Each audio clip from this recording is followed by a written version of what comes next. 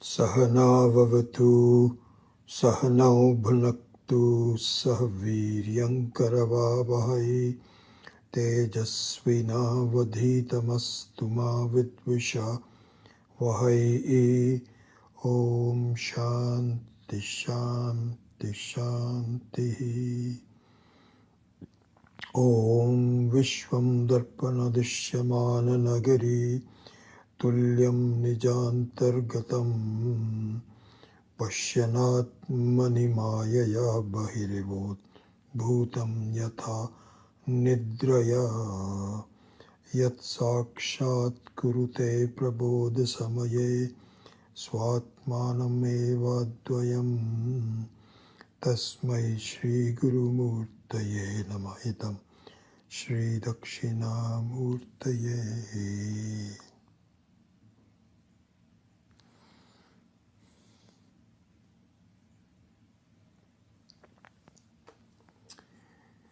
So continuing with our understanding of what Vedanta is, how it works, and how does that help me, what happens to me with this understanding. So this is what the title of the talks are, the vision and the promise of Vedanta. So we have been seeing that there's something unique, and we use that word rather carefully.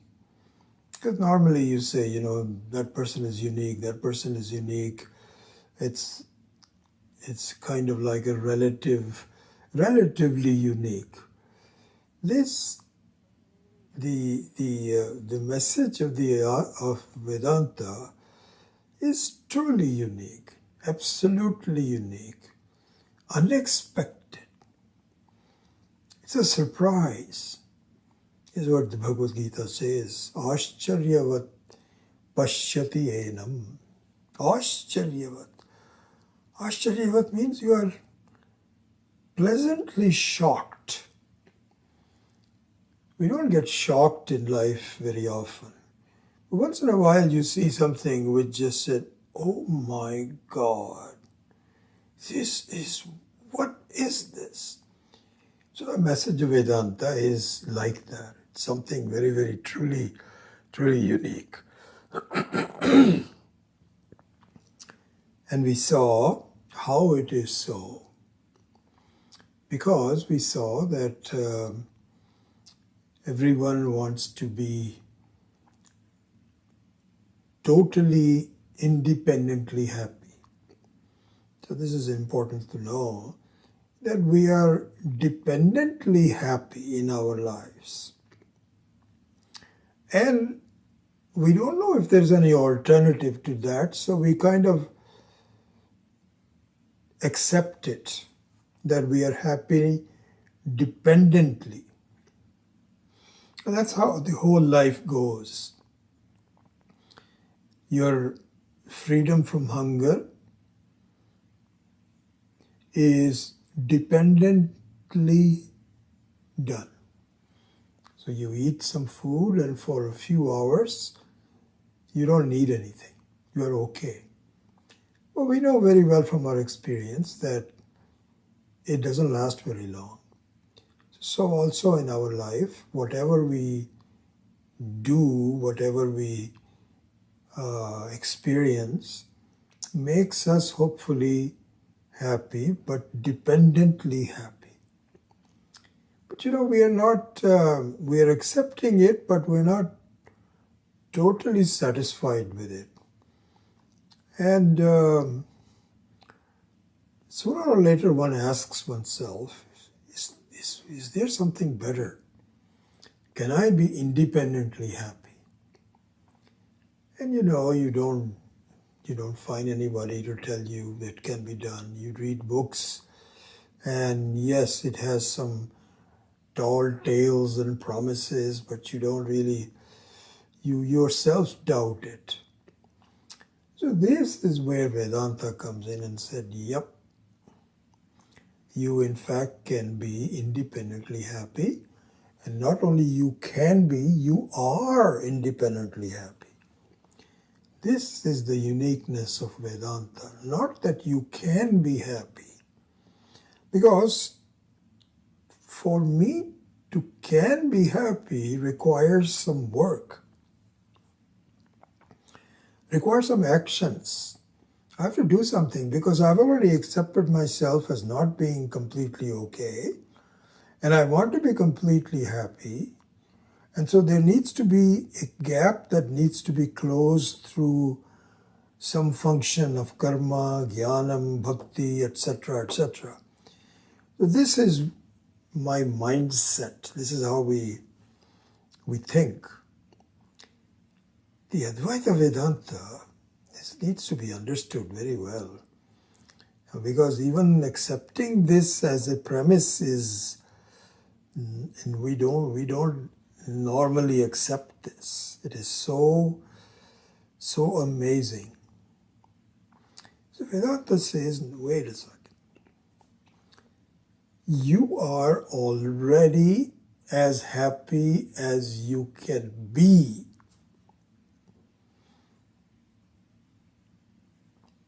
And I don't get that. That's not my experience. Yes, so Vedanta doesn't say, okay, let's debate about it or anything. He says, no. You are not looking at it the right way. That's all. And so it has to tell us exactly what it is. And it also says that there is no other way other than my telling you that you are unconditionally happy. There's no other way. You don't have any way of discovering it on your own. I have to tell you. And you have to think about it. That's it. There's nothing else that you could be done. Atma Vichara. Because this needs to be understood how and why. So why can't I, so this is what is called sadhana sadhya.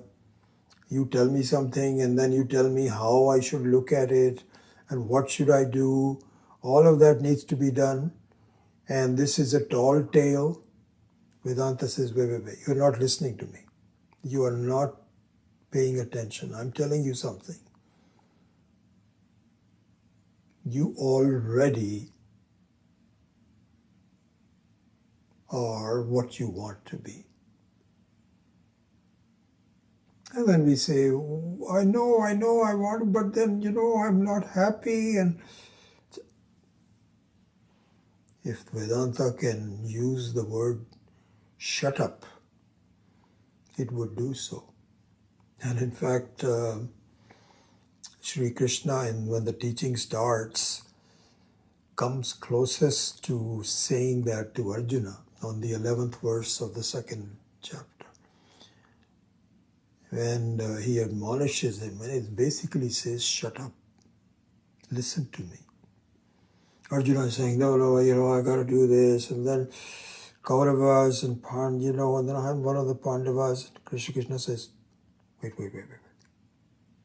Listen to me. And Arjuna says, no, I do want to listen to you, but the thing is, no, just watch my words. And you are just being silly, stupid in fact. Ashocyanan vashochastvam pragyavadam shubhasashe gatasun agatasun cha narushocanti pandita. He says, all the wise people say there is nothing to be done, but there is something, you have to see something about yourself. Finally somebody says, really? Okay, tell me about myself. So even this is by the way is a very important transformation of intent. which starts with the first sutra of Brahma Sutra, Athato Brahma Jigyasa. Ataha Brahma Jigyasa.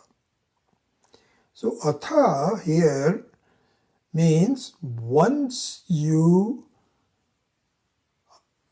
are shut up and you listen. Because otherwise we have a mental chatter. You have chatter going on. Yeah, the guru is telling me, but good, all kinds of things.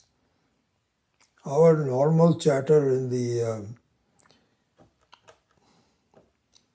PRC course used to be, we could see people talking. That was one of the fun part, is that you could also see collectively all the doubts and so on and so forth of the various students.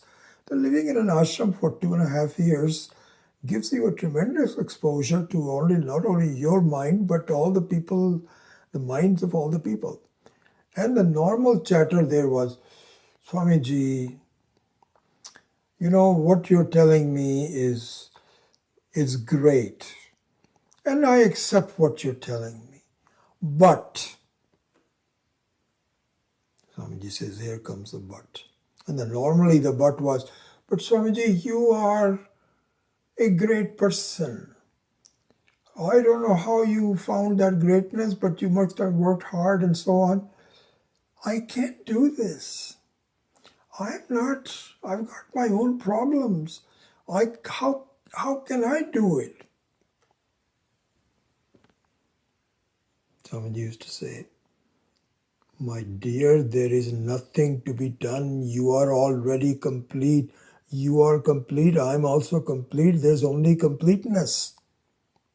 No, but Swamiji, the thing is that I understand what you're telling me. And Swamiji used to feel, no, you don't. Because if you did, you would not argue with me. But this is what used to happen. So, Swamiji, I know what you're saying. But you see, I don't feel that. Swamiji used to say, is Atma like a mango? That I don't taste it. I need to experience it. It's not a mango. It's not something else other than you. It's you. No, I know that. Swamiji used to say, no, you don't. He never used to be that explicit, but really the meaning of it was, this is the thing. We all say, intellectually I get it, but I don't have any experience. And you know the answer to that is, I don't care intellectually or not, you don't get it. You don't understand it yet. Please at least understand that you don't understand. Start with that. Then tell me how I should understand it. It is not a joke. And so you need to really just be quiet and listen to what is being said. This interesting Swami Akhandananda, we talk about the preparation, eligibility, the sadhana chatushtaya, all of that we have talked about it and so on. And the crux of those are viveka and vairagya, right? We've seen that also. Out of all the sadhanas, the most important ones to focus on are viveka and vairagya. So in one of his explanations, Swami Akhandananda said, by the way, don't wait for vairagya. Once you have started to do viveka, and viveka is done through shravanam, because you cannot figure it out on your own. Why not? Because you are a complete being. And there is ignorance of the fact that you are a complete being. And you're only acting as an incomplete being. And within the incomplete being, there is a certain range of things that you can do. But you can never, that's a self-ignorance we're talking about. And so if with the self-ignorance, you can never figure it out on your own. Somebody else has to tell you, hey, you're making a big mistake. And that telling me has two main things, as we have seen, and we'll continue to build on that, are viveka and vairagya, right? And what is said is that, listen, there are two entities in your life, in everybody's life, that are being totally mixed up. And all the problems in life occur because of the mixing up of these two completely separate, initially at least, completely separate. Later on we find that they are not really two separate entities. There's only one entity and the other one is a non-entity.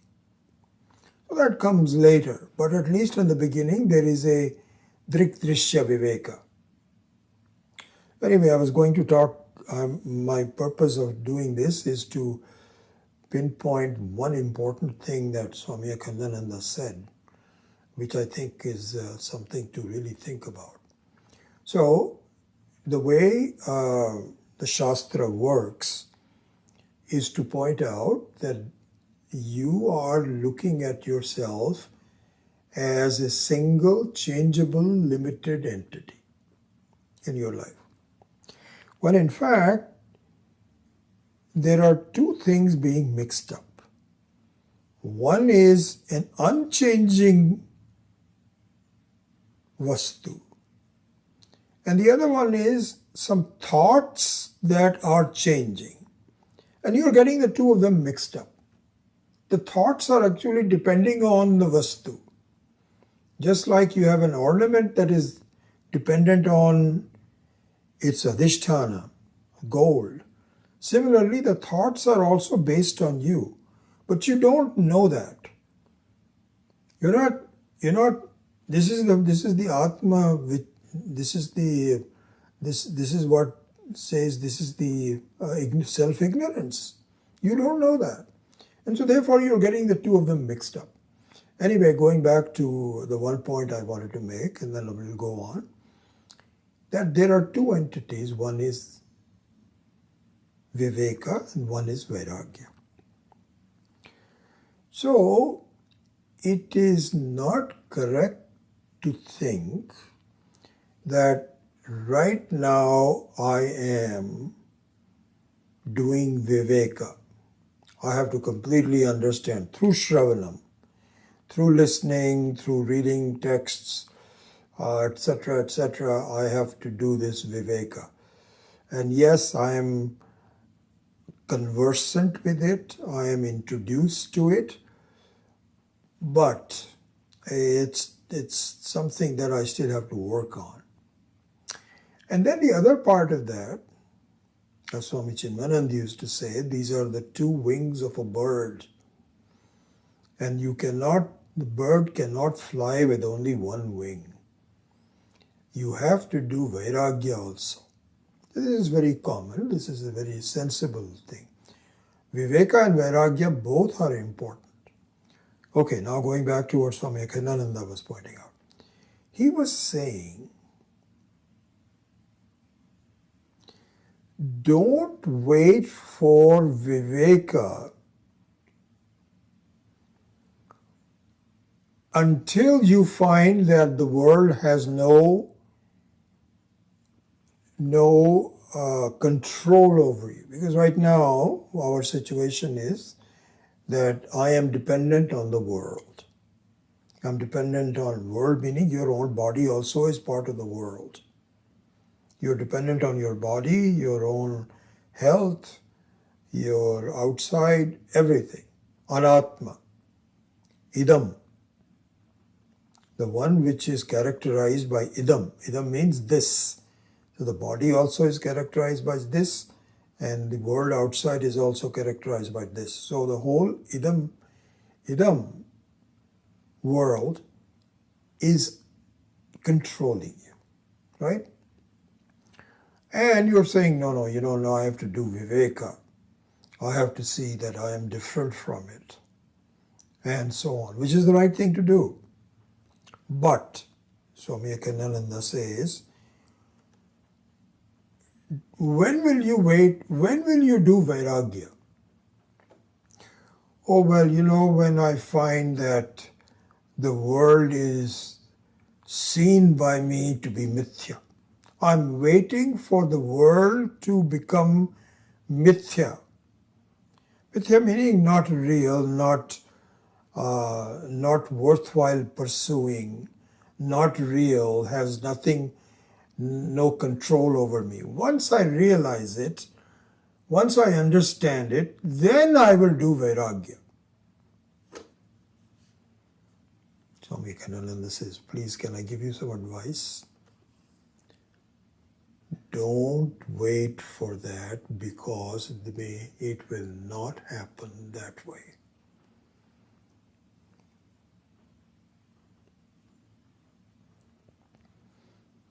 There was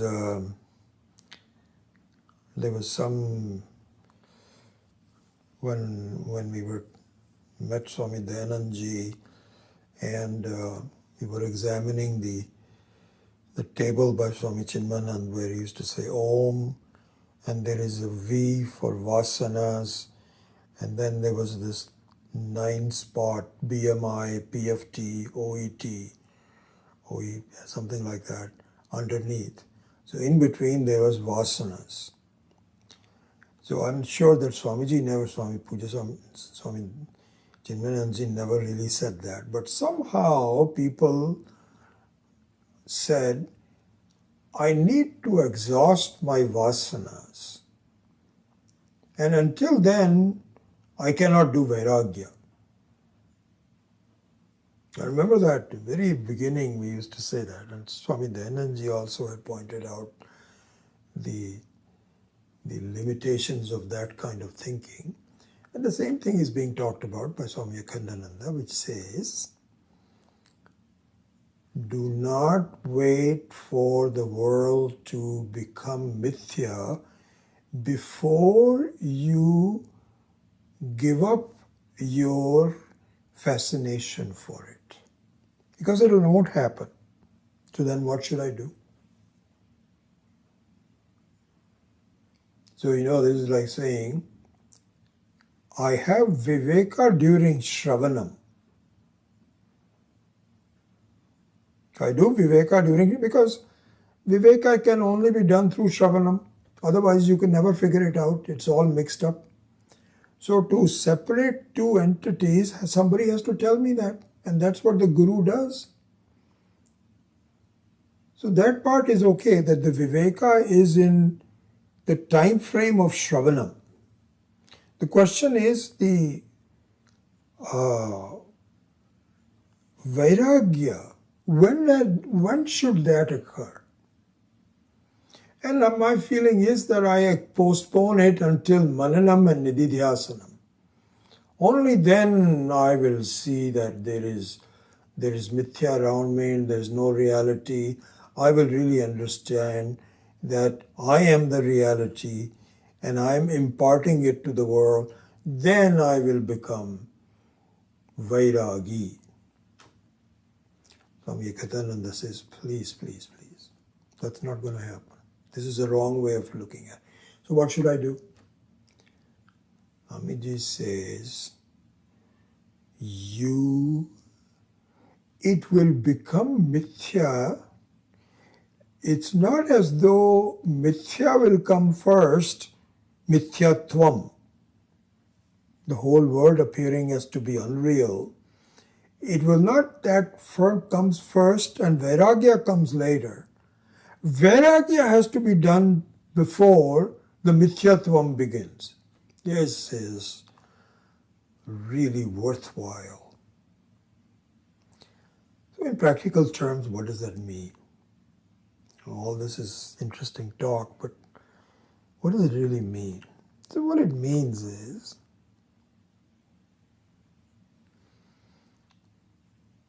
you have to resolve to change your lifestyle, your thinking, your attitudes, your day-to-day living out of your sankalpa before it becomes mithya.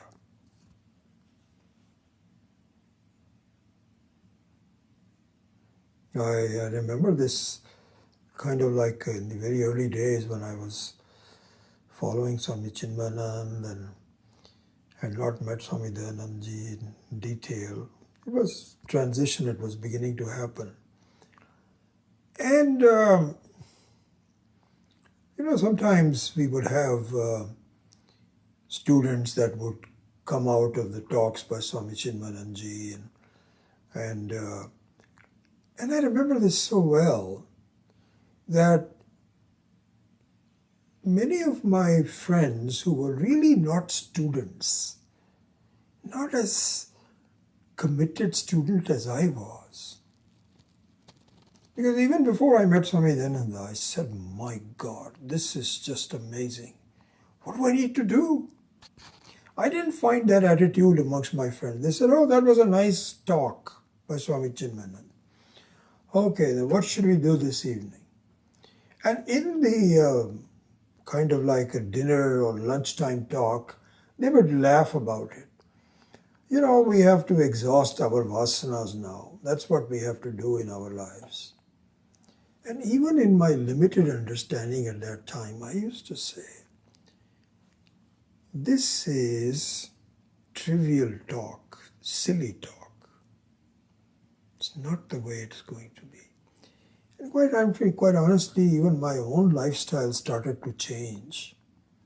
And so in some ways I can see that the world having a hold on me in the way my life was had started to diminish even at the Shravanam time. And I'm still not done. I'm not a Brahmanishta yet. I have some ways to go, but I know what I need to do, what I need to think about, and all of that I know.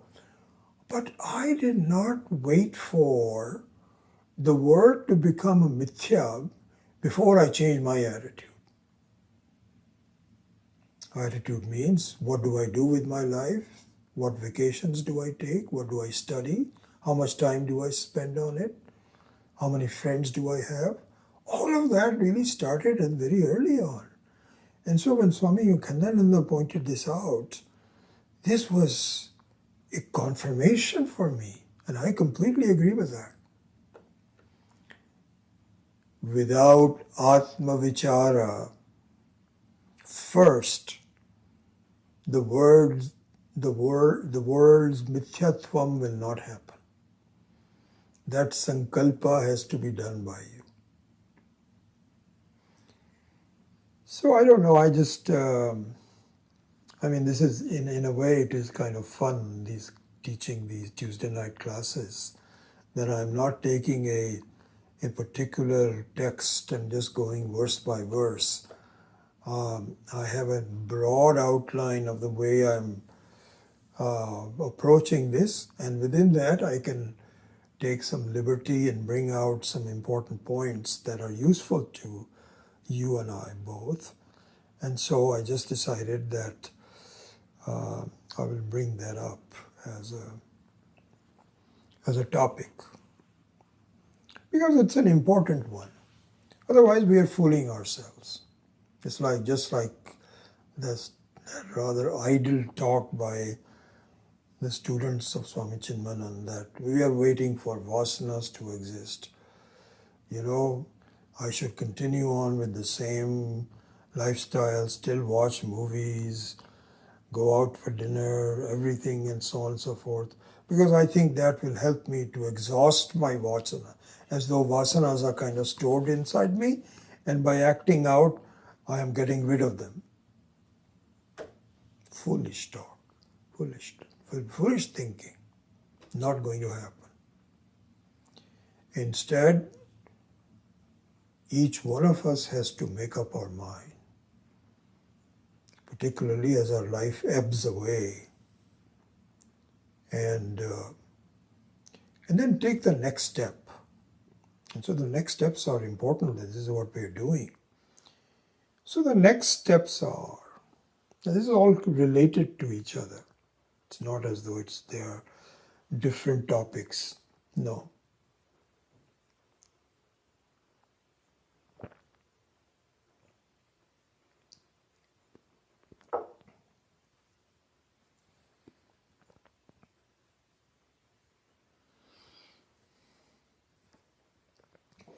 So the next steps are, I was actually reading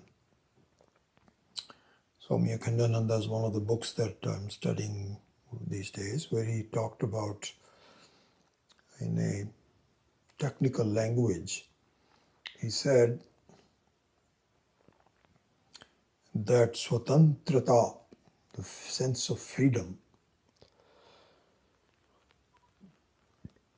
will not begin to come until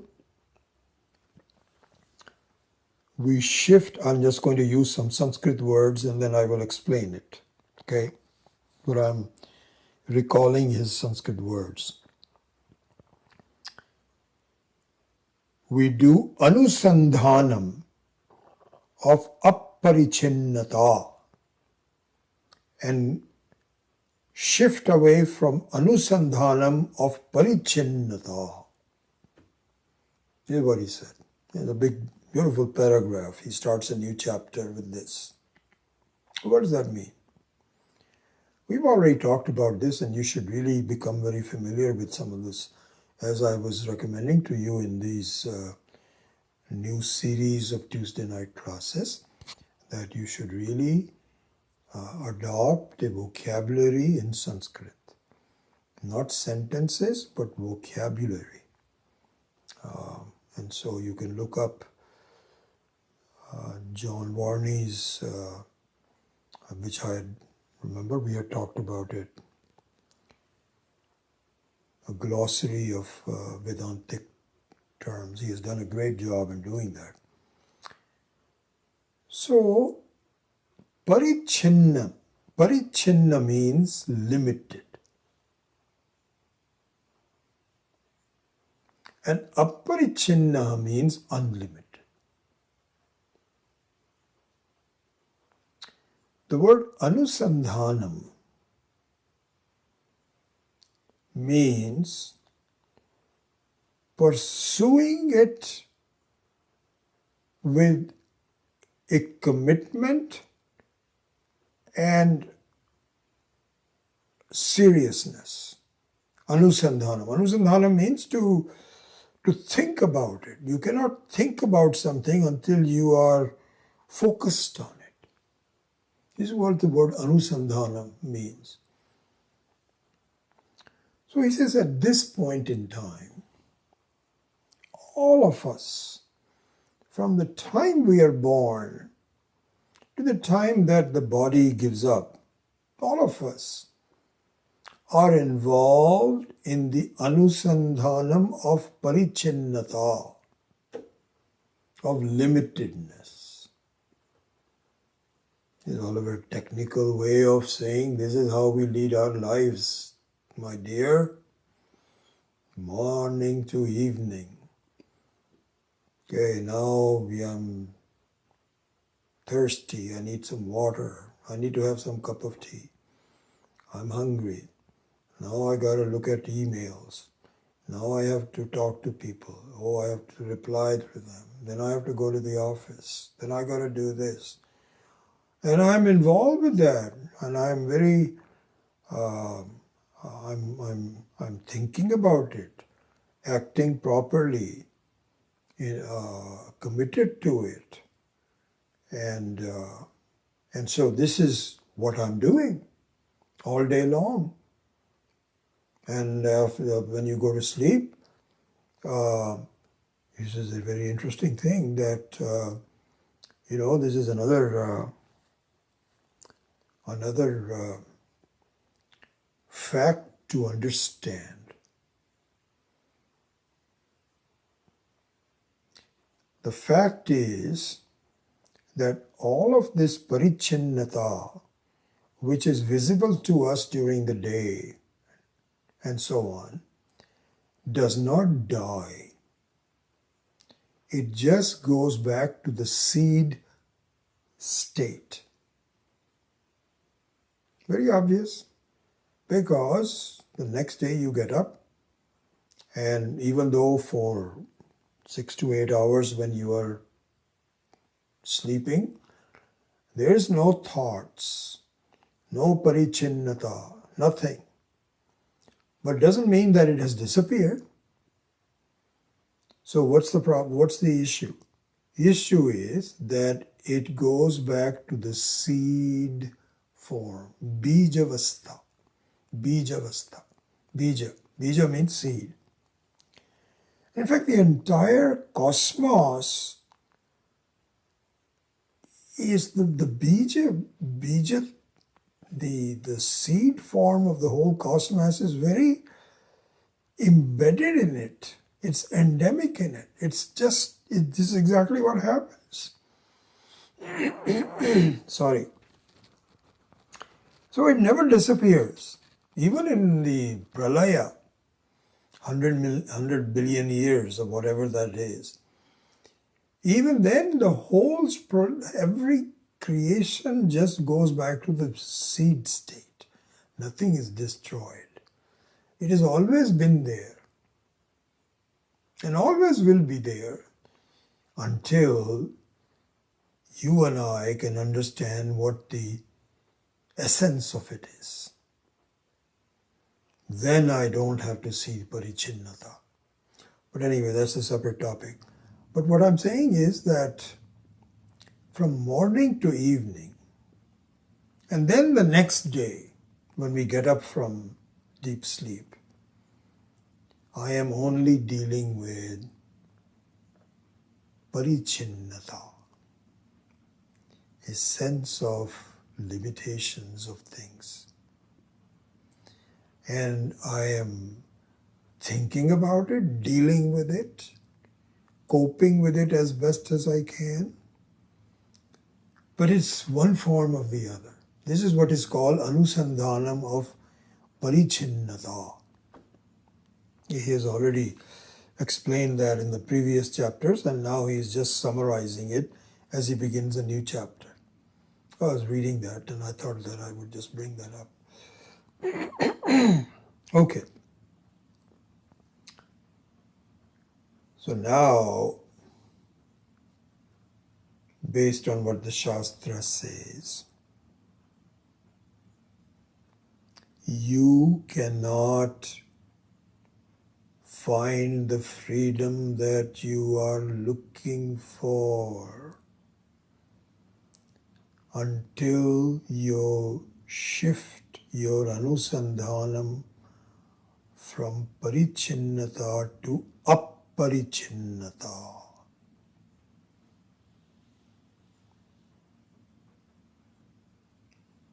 There has to be an anusandhanam. Our issue is that we take our sakshitvam to be granted and we say, I'm a sakshi. The main thing is to really act out in the world. Just because I'm a sakshi doesn't mean anything. That's not an anusandhanam. That is not pariksha. That's not an examination. There's no vichara there. So what I need to do, if I want freedom, if I want to continue, I'm happy with my life and you are accepting it, what it is, go on with it. But we remember it's going to end one day. I think with trouble, ending with always trouble. Swami Dhananji used to say that. He says, There is no net gain in parichinnata. Using a different words, he was talking about anatma, but he was saying that there is net zero. So for example, what it means is that if certain situation or a certain person gives you X amount of happiness, this much happiness, you can even measure it. Ultimately, the same person will give you a same amount of problems, dukkha. When you have children, there is some sukha.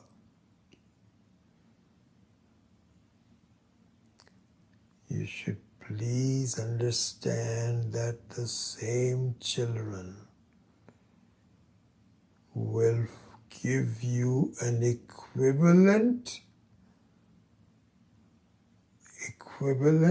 dose of dukkha at some point in your life. This is a given. There is only net zero in the pursuit of anatma. Net zero. The only thing where the only place where this rule does not apply is the Atma. In the self, there is initially no gain because we ignore it. We are oblivious of it. We don't understand it. But once we do, it is forever.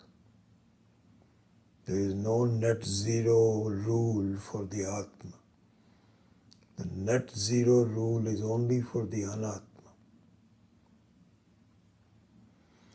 One other thing is also very interesting, very important. You know, we have used the word anirvachaniya for the anatma, for the world around us. Anirvachaniya. Anirvachaniya means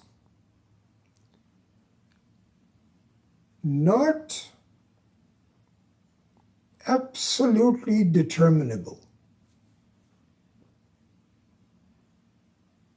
That's the nature of the mithya.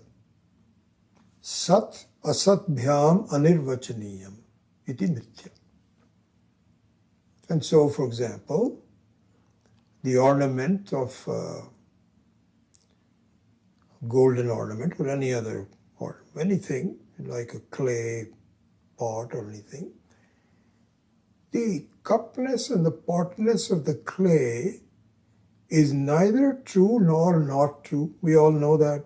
You're all very familiar with that. You can't say it is not there because I see the form. You cannot say it is there because it is not a separate vastu from its adhisthana.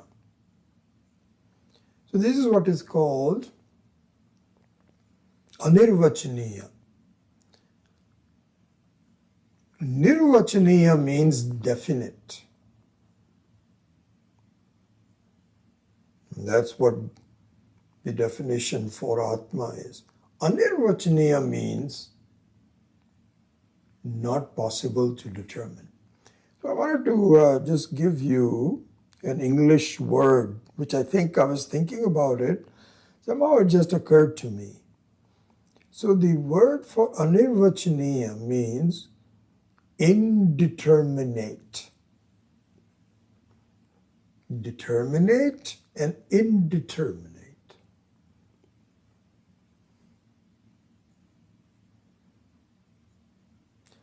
So in this topic, in addition to the property of the anatma being net zero in terms of your gain, your happiness, your ananda, and it's true for everything.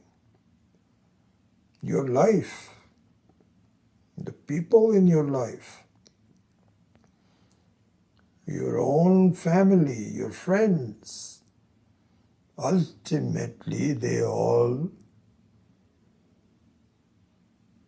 do not add anything to you.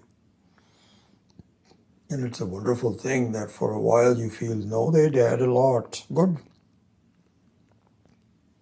But be prepared that one day any source of joy becomes the source of problems. This is the earlier assertion about the quality of anatma, right? We've already talked about. The second quality is what is called anirvachaniya, or indeterminate. So we need to think about that. I mean, we know all this, but I'm just giving you a way of looking at it so that it strikes our mind and we pay more attention to it. What does you mean by indeterminate? You know, I find that the best example of indeterminate are accidents, which is just an amazing fact. Accidents. Serious accidents resulting in death. Like those 67 people that died in the collision between an airplane and the helicopter near Washington. And accidents happening every day. So when you think about it, here's the people. I mean, you and I could have been there. And we have a life. All these, there were these people that were doing figure skating. How much time they must have spent in learning, in protecting their lives, in loving their family. They were normal people. And the first reaction is, how can that be? What happened? Where did they go? You cannot determine it. It is indeterminate.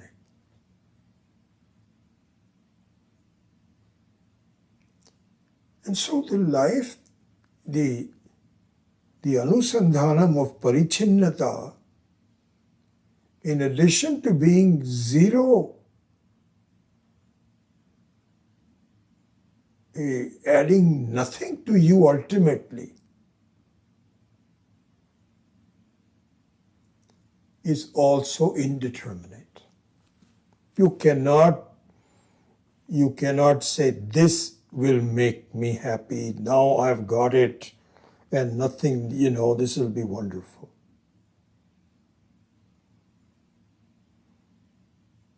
I remember this just on this point.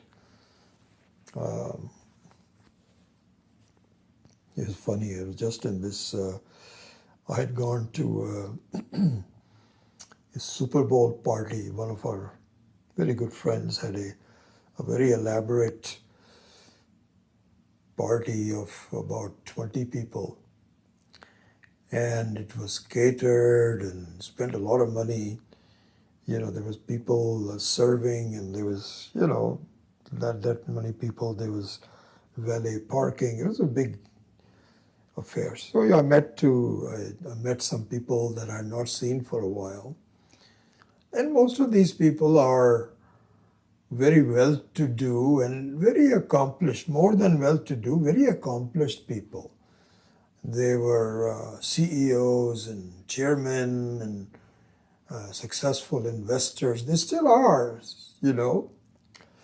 I don't know why they're inviting me. I am not one of those. But anyway, that's neither here nor there. I enjoy it, and I enjoy their friendship, and hopefully they get something out of dealing. But anyway, I was talking to this gentleman, and I said, so he was um the CEO of a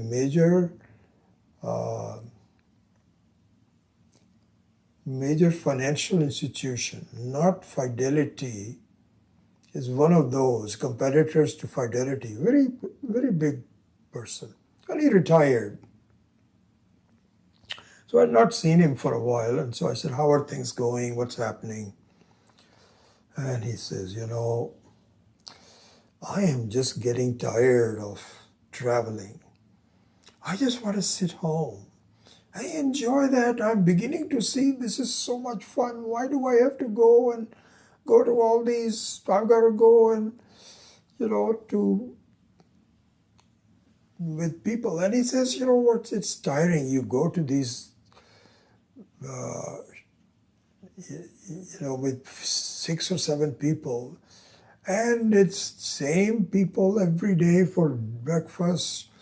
And so they all drink, and it's all, and he says,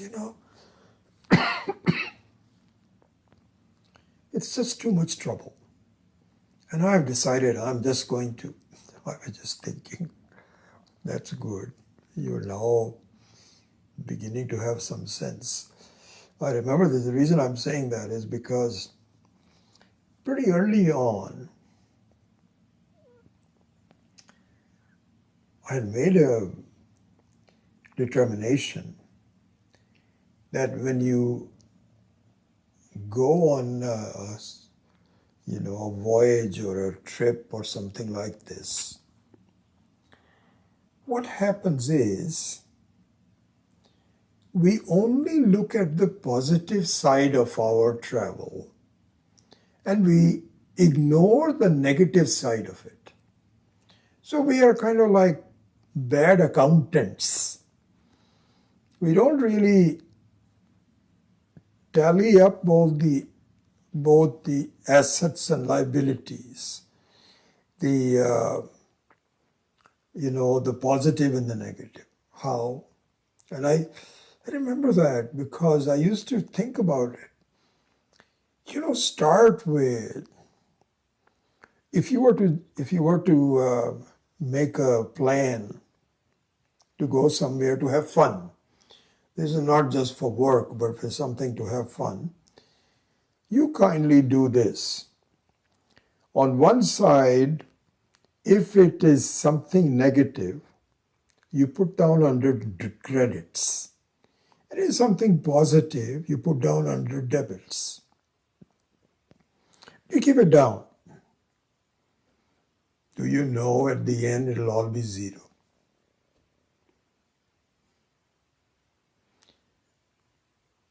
Calling United Airlines,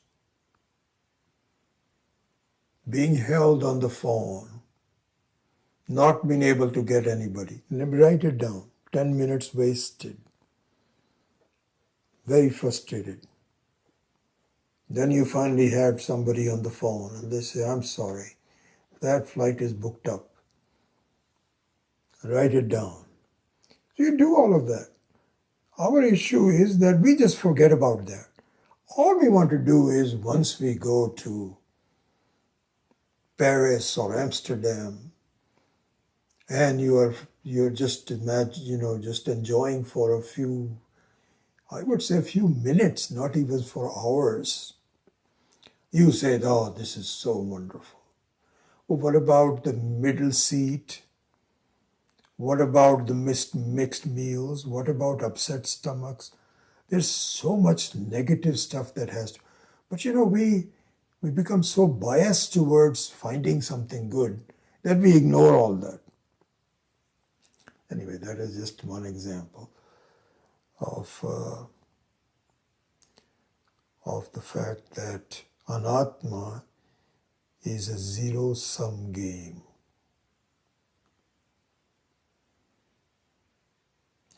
And the second thing is it is indeterminate. You can never say I am going to go somewhere, there'll be no accidents. Can you ever say that? I am going to marry this person and be happy forever.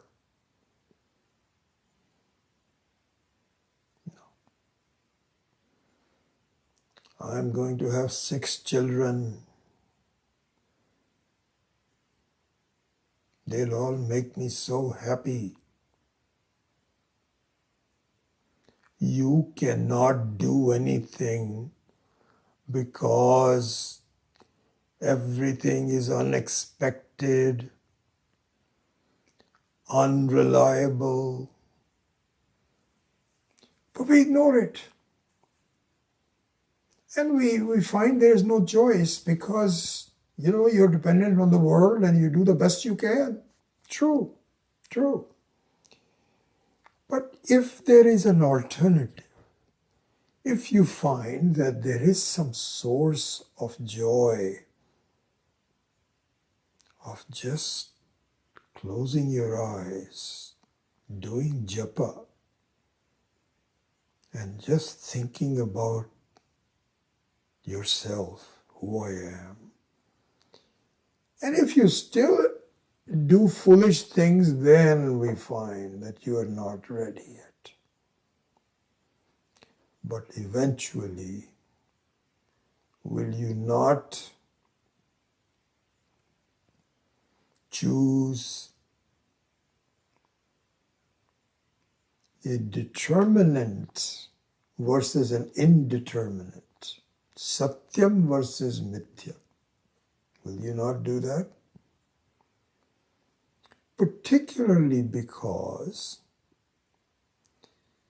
you have no idea that the anusandhanam of the aparichinnata is so rich in jewels for you. So rich in jewels. You have no idea. Just the one thing that it is Swayam Siddha. Swayam Siddha. Atma Rupa, Satya Rupa. Swayam Siddha means there is nothing that can dislodge it. There's nothing to be dislodged.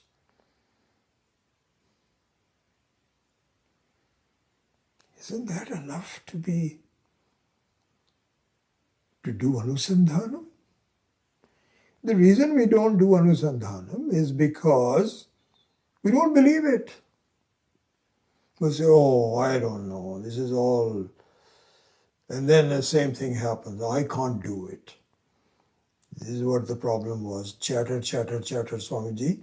No. You can do it, you are a great person. But me, no, no, no.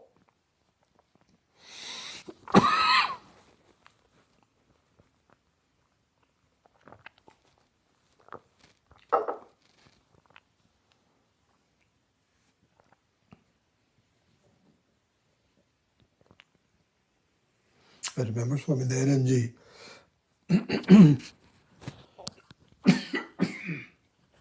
Swami Dayanandji,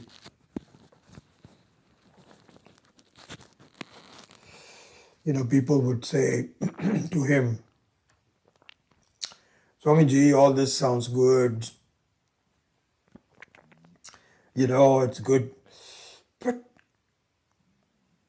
I think it is very difficult. I don't know what can I do? Swamiji says, please remember this.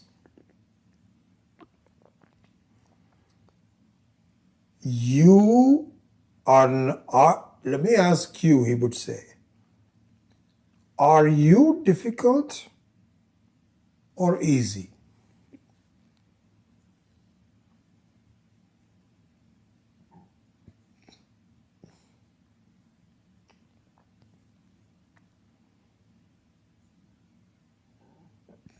You cannot be difficult because difficulty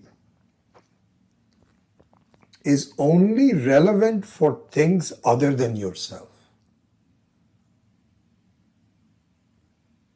Ease is only relevant for things that are other than yourself. You have to go somewhere. You have to accomplish something.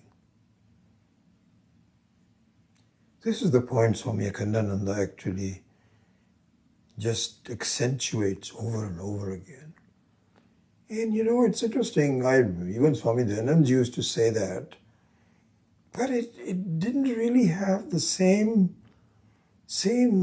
weight on my thinking until I started following the language and the teaching of Swami Akhandananda. Amazing. Same thing. But he's much more persuasive in my opinion, for me.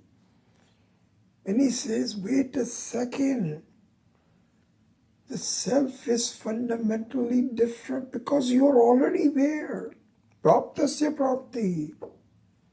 What else do you need to do? And you say, no, but I don't understand it. Okay, that's fine. You don't understand it, let me work with you. But there's nothing to be done because you're not different from yourself. At the beginning of this journey, you'll be yourself. At the end also, you'll be yourself. You are Brahman whether you know it or not.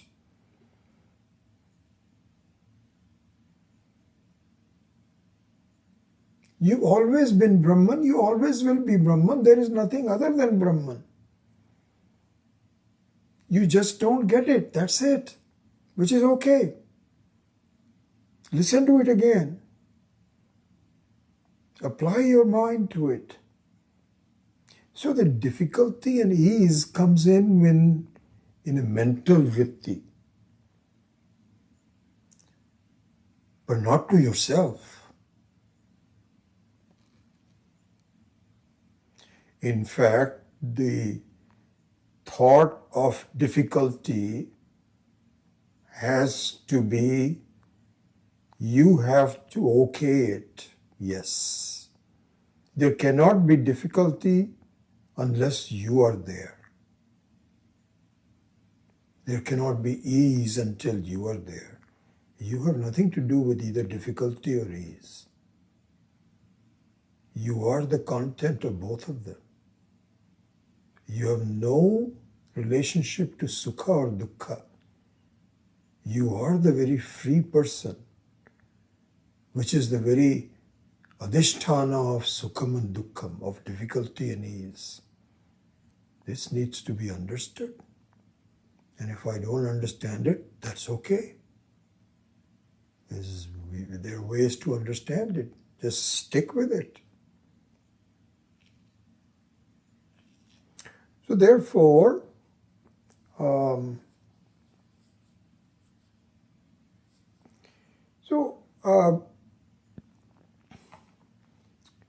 I just use slightly different words, but what we had started talking about in the last class was the idam, which is drishyam, and anidam, which is myself.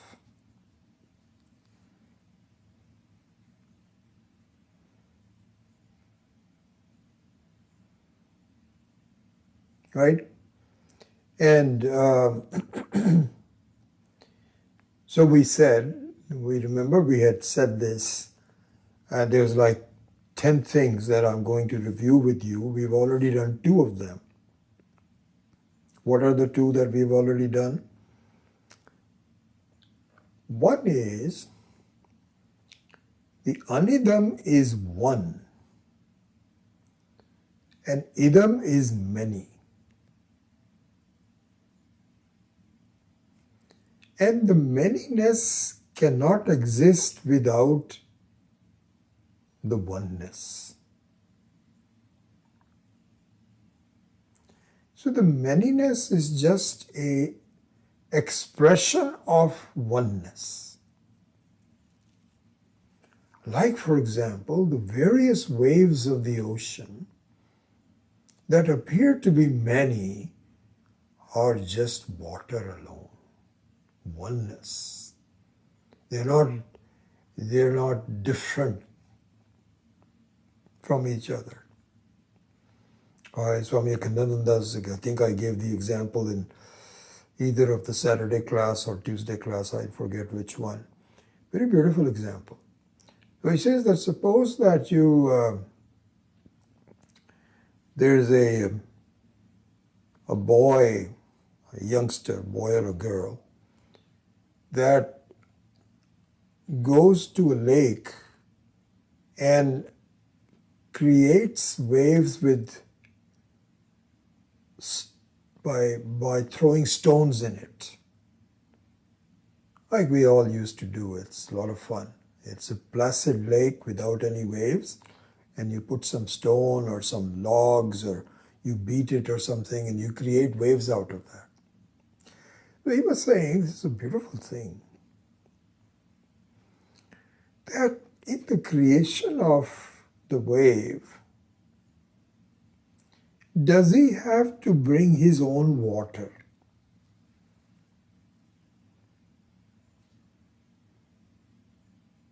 No. He creates different shapes of the waves by his effort, by his mind, by his creativity. But the ingredient that he's creating the wave, the adhisthana of it is already there.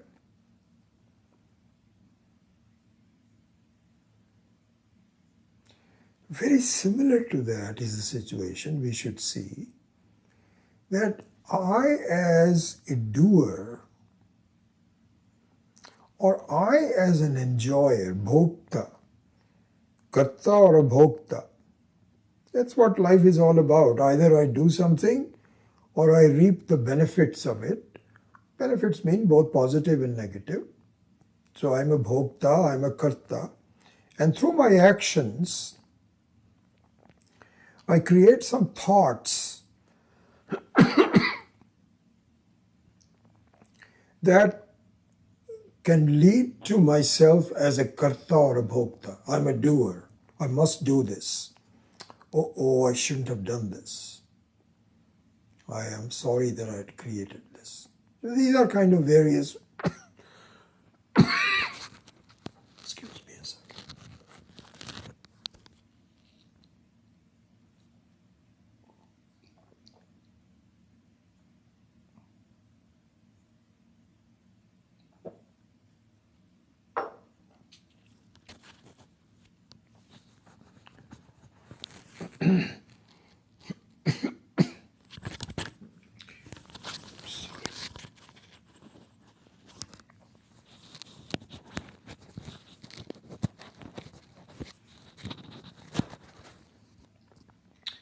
These are the various thoughts in my mind that I can create. It's kind of like I'm a boy or a girl, I'm a youngster that is invoking some waves. But when I'm invoking these kinds of waves, then this is what we do.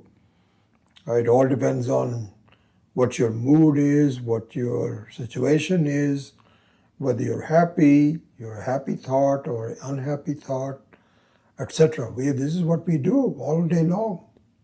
This is the parichinnata. This is the anusandhanam of the parichinnata that we talked about earlier. So we do all that. But the question is that the content of the thoughts, the chit swarupam of the thoughts, is that something I create on my own? No. Just like the water, you invoke this same chit, which is already there. And after the wave is gone, that chit remains the same. I know, I am. That is the Sat and Chit. So the Sat and Chit are already there, unchanging, and you have some waves of change on top of that, and you enjoy that, but then, or suffer because of that, but then it goes away.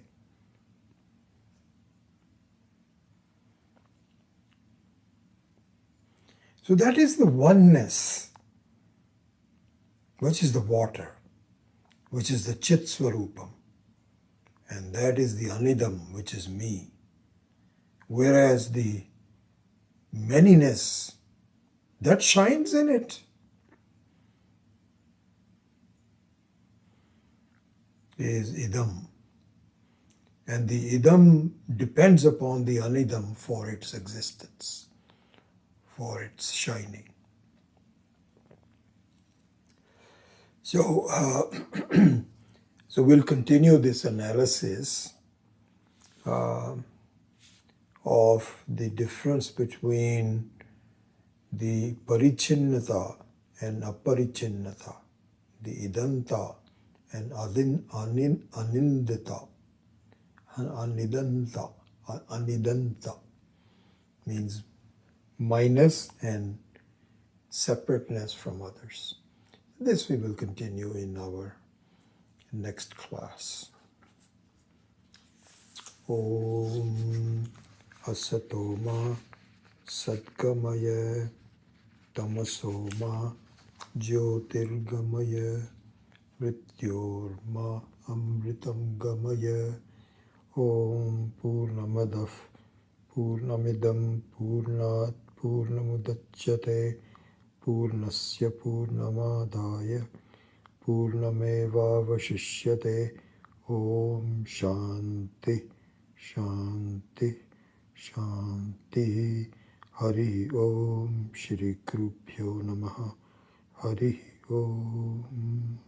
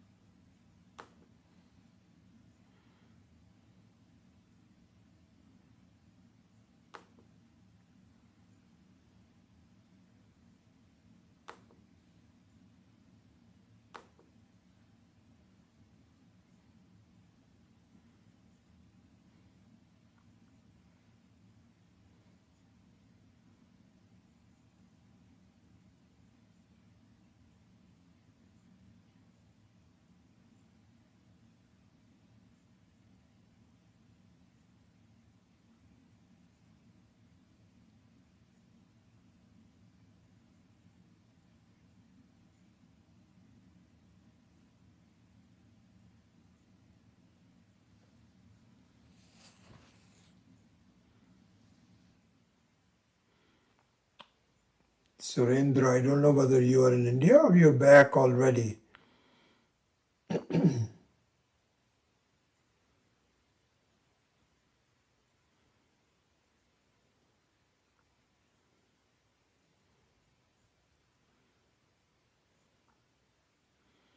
Anyway, nice to see you all. Hopefully we'll see you next time. Hari Om.